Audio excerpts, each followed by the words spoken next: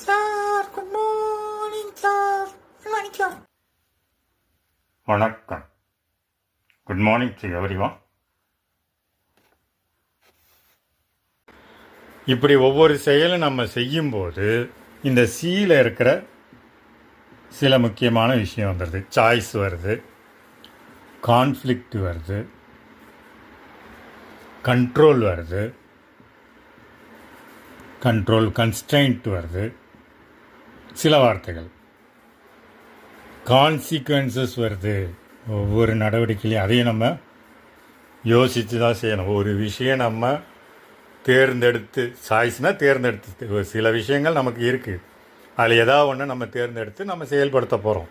அப்படி செயல்படுத்தும் போது நம்ம அந்த ஒழுக்கம், நடத்தை விதிகள் இதெல்லாம் மனசில் வச்சுக்கணும். அப்படின்னு நம்ம ஒரு தேர்வு எடுத்துட்டோம்னா, கான்ஃப்ளிக்ட்னு சொல்லும்போது ஒரு தேர்வு எடுத்துகிட்டு இன்னொரு தேர்வை நம்ம செயல்படுத்த முடியாது.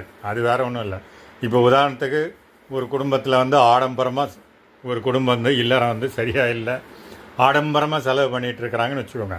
அவசிய தேவைக்கு கிடைக்காது, கல்விக்கு கிடைக்காது. கல்விக்கு செலவழிக்காமல் வேறு விஷயங்களுக்காக, ஆடம்பர விஷயங்களுக்காக செலவு பண்ணிகிட்டு இருந்தாங்கன்னா அது ஒரு கான்ஃப்ளிக்ட். அதனால் நம்ம சொல்லலாம் இல்லையா, கூழுக்கும் ஆசை மீசைக்கும் ஆசைன்னு. சில விஷயங்கள் நம்ம ஒரு தேர்வு எடுக்கும்போது இன்னொரு தேர்வு எடுக்க முடியாது. பட்